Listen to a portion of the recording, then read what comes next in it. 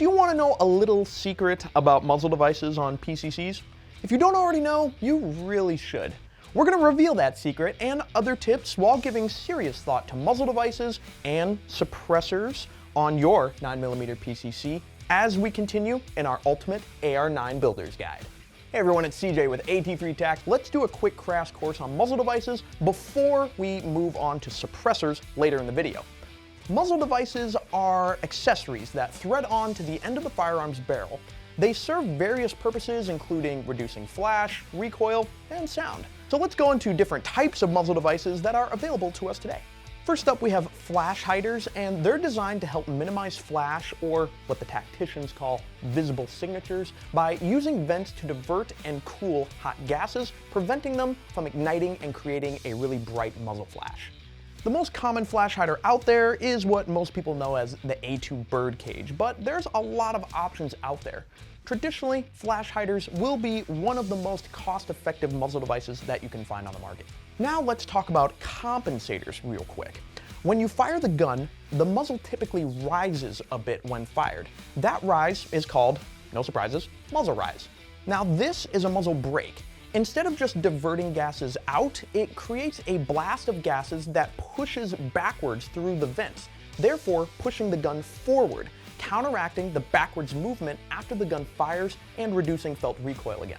Finally, my favorite, silencers, also known as suppressors, use baffles and chambers to slow down and cool gases, reducing the sound they produce.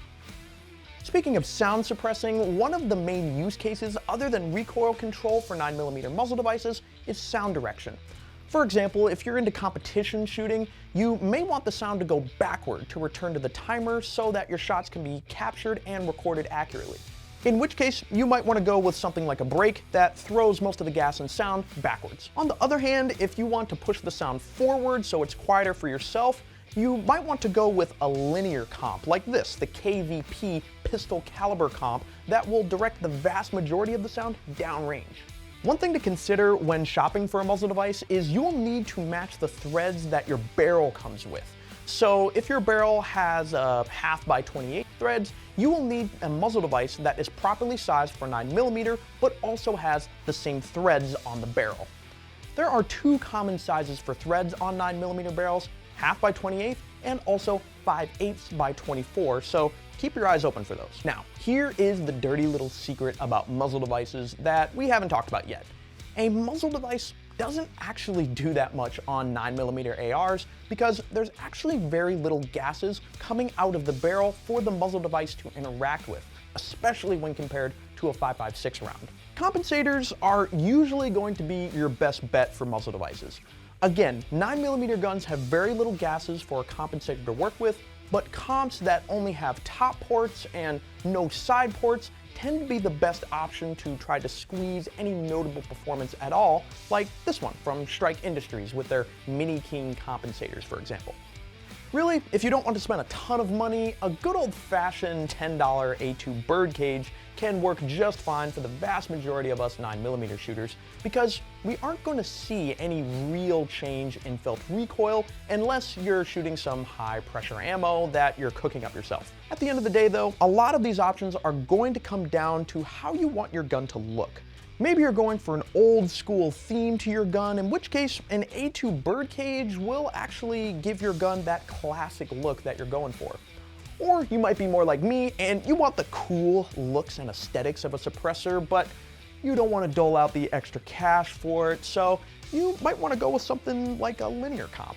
So those are all mostly the considerations you have when looking for 9mm muzzle devices, but there's one huge topic that we didn't even cover yet, which is using suppressors on a 9mm AR. As many of us know, suppressors are more popular than ever, and why not? For those of us who have used cans, or those of us who have shot a gun with a silencer on it, you already know, but if you've never had the oh so joyful experience of firing a gun with a suppressor on it, you will instantaneously know and understand why they're so popular today. While they are so popular for their noise reduction factor, they do have a practical use case as well. The first of which is helping with recoil reduction, since the suppressor will add weight out the end of the barrel. Using a can will also slow down the gases exiting the barrel by reducing the fast and sharp pressure impulse.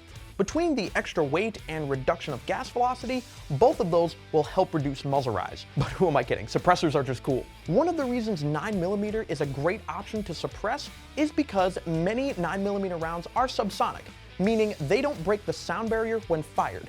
Breaking the sound barrier or going supersonic is what produces that loud crack, and that crack will keep traveling and producing noise as long as the bullet is going over the speed of sound.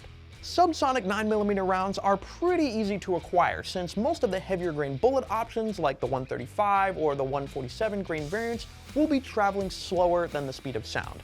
This makes 9mm a great option for use with suppressors, especially if you go to indoor ranges a lot, or shoot on public land, or you have the unfortunate case that you need to use your weapon quickly without throwing on some ear protection first. Now, as it relates to other muzzle devices, if you're considering a suppressor, which, hint hint, you should, you might want to put thought into a QD or a quick detach system.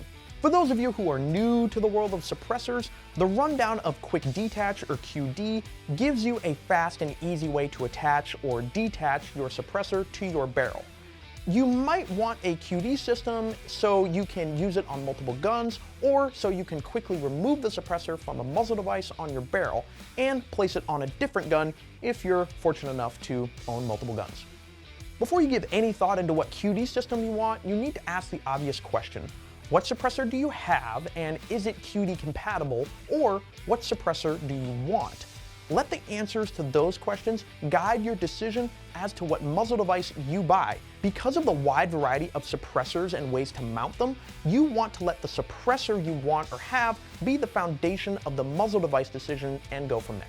There are tons of options for suppressor QD mounts, so we're not going to go in depth with them here, but a couple of examples of the most common attachment systems are the Dead Air Chemo 9mm flash hider and the Sons of Liberty Gunworks 9mm muzzle brake, or the triplet flash hider from Breek that uses the Breek lock system if you have the compatible adapter for your suppressor. If you want a full video on different QD options out there, let me know in the comments below, right below that like button. So for the muzzle device that we're going to use in our build, I'm going to go with the Breek Arms triplet flash hider. The reason I like the new Breek lock system is the hub is ultra light, coming in at 2.4 ounces, and since it sits out the end of the barrel, reducing that weight is a top priority for me. Also, the tapered mounting system gives the can a super secure lockup that I know won't fail. The triplet flash hider will work well as a normal 9mm flash hider for now, and within seconds, I can toss a can on whenever I need to. In the end, choosing a muzzle device should be a pretty quick decision, and if you end up hating your muzzle device, it usually only takes 5 minutes to swap it out for the cost of a couple of boxes of ammo. Something that you could spend a lot of money on, though, is the charging handle for your PCC. But should you? Well, we're going to talk about that and go into some options for our own PCC build in this video right here,